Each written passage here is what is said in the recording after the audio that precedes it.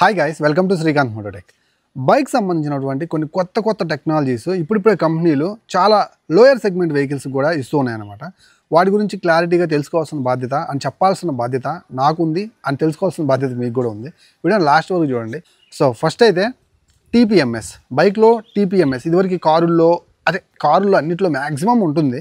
But ఇప్పుడిప్పుడే బైక్స్లో కూడా ఇది అవైలబిలిటీలోకి వస్తుందన్నమాట. ఎందుకంటే టైర్ ప్రెజర్ మేనేజ్మెంట్ సిస్టమ్ అన్నమాట ఇది టీపీఎంఎస్ అంటే. సో ఈ టైర్ ప్రెజర్ మేనేజ్మెంట్ సిస్టమ్ అనేది చాలా ఇంపార్టెంట్. పర్టికులర్ మనం టైర్స్లో ప్రెజర్ మెయింటైన్ చేయకపోతే ఏమవుతుందంటే లో ప్రెజర్ ఉండటం వల్ల ఇంజన్ మీద చాలా స్ట్రెస్ అండ్ ఆ భారం ఏర్పడిపోయి సో ఇంజన్ అనేది చాలా కష్టంగా రన్ అవుతుంది, మైలేజ్ ఎక్కువ మనకి డ్రాప్ అయిపోతుంది అన్నమాట. సో ఏంటంటే ఇంజన్ స్ట్రెస్ అయ్యేటప్పుడు ఫ్యూల్ కన్జంప్షన్ అయిపోతుంది, అనవసరంగా మనం ఉపయోగించుకోకుండా ఇంజన్ లైఫ్ పాడైపోతూ అలాగే మైలేజ్ కూడా దెబ్బతింటుంది. దానికి కారణం ఏంటంటే టైర్స్లో సఫిషియంట్ ప్రెజర్ లేకపోవడం. ఈ ప్రెజర్ని మనకి ఎప్పుడు మన కంటి ముందు ఉండే ఆ కన్సోల్లో చూపించే విధంగా TPMS tyre pressure management system అయితే తీసుకొస్తున్నారనమాట.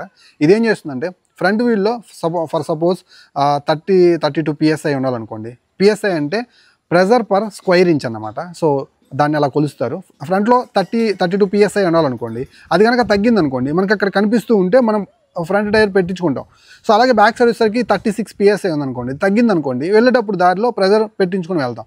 సో ఒక్కొక్కసారి ఏమవుతుందంటే మనకు కనిపించదు, దట్టు మనం కూడా పరిశీలించి చూడం మనం ఉన్న బిజీ లైఫ్లో. దానివల్ల ఆటోమేటిక్గా ప్రెజర్ తగ్గి ఉండటం వల్ల టైర్ త్వరగా అరిగిపోతుంది, ఫ్రిక్షన్ ఎక్కువ ఉంటుంది. సో ఇంజన్ కూడా చాలా స్ట్రెస్ అవుతుంది, దట్టు మైలేజ్ తగ్గిపోతుంది, బైక్ యొక్క ఇంజన్ లైఫ్ కూడా చాలా దెబ్బతింటుంది అనమాట. సో ఈ టీపీఎంఎస్ అనేది చాలా ఇంపార్టెంట్. సో టీపీఎంఎస్ అంటే టైర్ ప్రెజర్ మేనేజ్మెంట్ సిస్టమ్. ఇది మనకు చాలా మంచిగా ఉపయోగపడుతుంది. సో ఇక నుంచి ఇవి బైక్లో కూడా మనం చూడబోతున్నాం. ఇది కనుక ఉంటే ఇది ఒక మంచి ఫీచర్, ఖచ్చితంగా మీరు కన్సిడర్ చేయండి. Next slipper clutch. ఈ పదం మీరు వినే ఉండుంటారు. ఇప్పటి వరకు 160cc వెహికల్స్ నుంచి మనం దీన్ని చూస్తూ ఉన్నాం.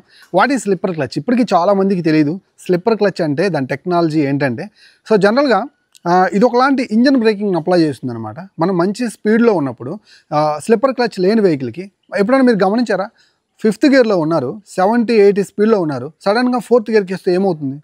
మీ ఊహకే వదిలేస్తున్నాను. ఎప్పుడైనా మీరు ట్రై చేశారా? ఎవరు చేసి ఉన్నాం. ఇన్ కేస్ అలా కనుక వస్తే ఏమవుతుందంటే సడన్గా ఇంజన్ అనేది ఆ స్పీడ్ని అడాప్టివ్ చేసుకోలేక బ్యాక్ సైడ్ వీల్ని మంచి స్పీడ్ మీద ఉంటుంది కదా బండి, సో ఆ అడ్జస్ట్ అవ్వలేక మనకి జర్కింగ్ వచ్చి కొన్నిసార్లు పడిపోయే అవకాశం కూడా ఉంటుంది. అది మనం 5th నుంచి 4thకి వస్తేనే డైరెక్ట్గా సెకండ్కి 3rdకి అట్లా వచ్చేస్తే ఇంకా దారుణాలు అయితే జరుగుతాయి అన్నమాట రోడ్డు మీద.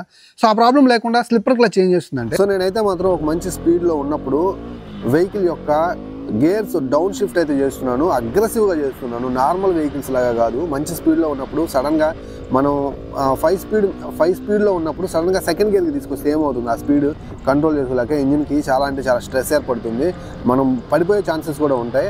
బట్ అసిస్టెంట్ స్లిప్పర్ క్లచ్ ఉండటం వల్ల మెయిన్ అడ్వాంటేజ్ ఏంటంటే సో ఇలా ఆగిపోతుంది అన్నమాట వెహికల్. ఇంజన్ బ్రేకింగ్ కూడా మనం ఎక్స్పీరియన్స్ చేయొచ్చు. ఖచ్చితంగా కూడా ఇది ఒక మంచి ఫీచరే.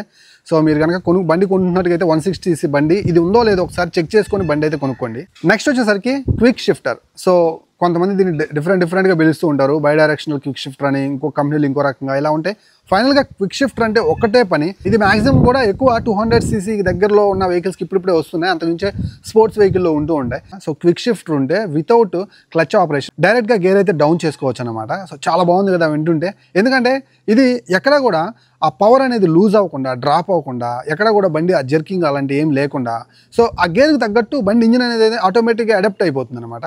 దట్టు మనం ఇందాక స్లిప్పర్ క్లచ్ చెప్పాం, కన్ఫ్యూజ్ అవ్వద్దు. ఇది క్విక్ షిఫ్టర్ అనమాట. అక్కడ మనం క్లచ్ పట్టుకుంటాం, స్లిప్పర్ క్లచ్ ఉన్నప్పుడు సో ఇంజిన్ బ్రేకింగ్ అయితే అప్లై అవుతుంది. సో ఇక్కడ వచ్చేసరికి వితౌట్ క్లచ్ డైరెక్ట్గా మనం గేర్స్ని అప్ షిఫ్ట్ డౌన్ షిఫ్ట్ చేసుకోవచ్చు. చాలా బాగుంది కదా. మంచి స్పీడ్లో ఉన్నప్పుడు సో మనం వితౌట్ క్లచ్ టప్ప గేర్లు పైకేసుకొని ఈ స్పీడ్ ఎక్కడా కూడా మనకి ఆ గ్యాప్ రాకుండా, స్పీడ్ అనేది మనకి డ్రాప్ అవ్వకుండా, ఆ మంచి స్పీడ్లో ఉన్నప్పుడు ఎక్కడా కూడా ఆ డిస్టర్బెన్స్ లేకుండా మనం బండిని అయితే మాత్రం కంట్రోల్ చేసుకోవచ్చు అనమాట, అండ్ రైడ్ చేసుకోవచ్చు. సో క్విక్ షిఫ్టర్ అనేది చాలా మంచి ఫీచర్, కొంచెం కాస్ట్లీ ఫీచరే. సో ఇప్పుడిప్పుడే ఈ బైక్స్ అమ్ముకోవడం కోసం కంపెనీలు దాన్ని లోయర్ సెగ్మెంట్కి కూడా తీసుకొస్తూ ఉన్నాయి. ఫ్యూచర్లో మనం చూడొచ్చు 160cc కూడా.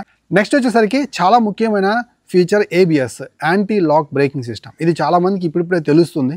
యాంటీ లాక్ బ్రేకింగ్ సిస్టమ్కి ఇప్పుడు మనం వాడుతున్న ట్రెడిషనల్ బ్రేకింగ్ సిస్టమ్కి చాలా డిఫరెన్స్ అయితే ఉంటుంది.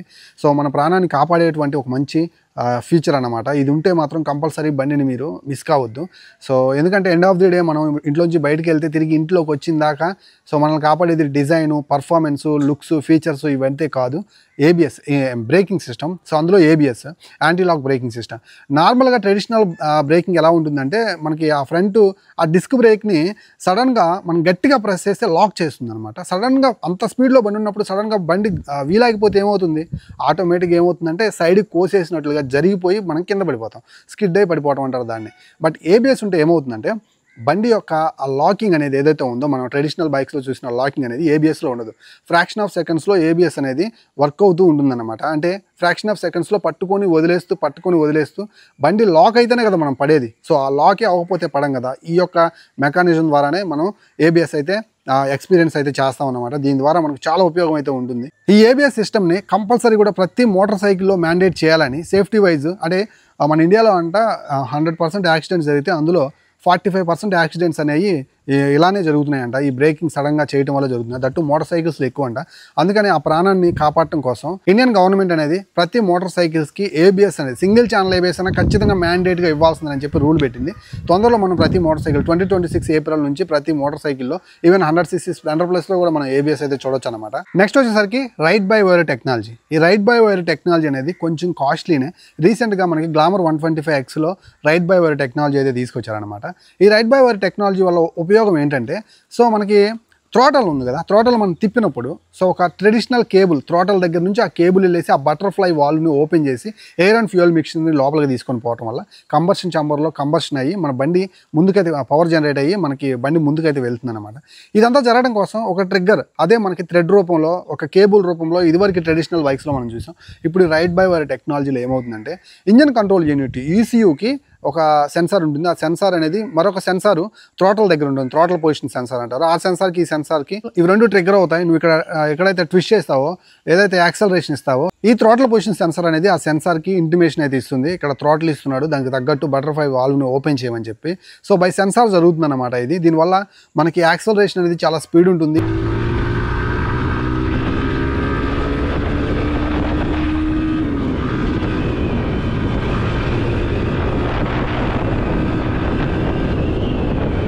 ఆ ల్యాగ్ అనేది ఉండదన్నమాట.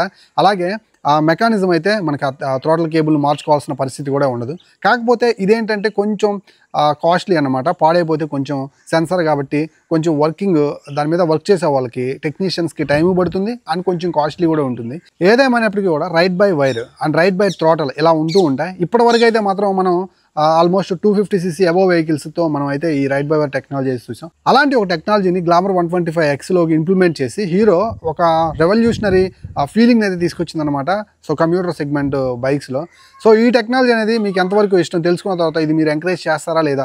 దట్టు ఒక కంప్యూటర్ సెగ్మెంట్ వెహికల్ మెయింటెనెన్స్ చాలా ఇంపార్టెంట్గా భావించి సో ఎక్కువ మ్యాక్సిమం కొనేటప్పుడు మనం ఎక్కువ ఖర్చు అవ్వకూడదని ఆ బండి కొంటూ ఉంటాం. ఏ విధంగా కూడా మైలేజ్ పరంగా మెయింటెనెన్స్ పరంగా కూడా.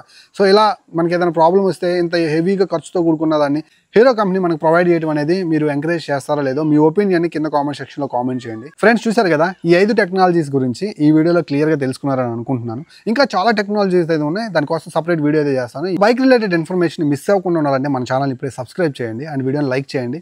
ఇంకా మీ ఫ్రెండ్స్ అండ్ ఫ్యామిలీ మెంబర్స్కి ఎవరైనా ఈ టెక్నాలజీ గురించి తెలియకపోతే వాళ్ళకి షేర్ చేయండి.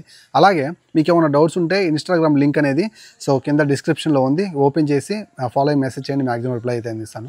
మరో మంచి వీడియోతో మళ్ళీ కలుస్తాను. సెలవు. నేను మీ Srikanth signing off. Bye bye.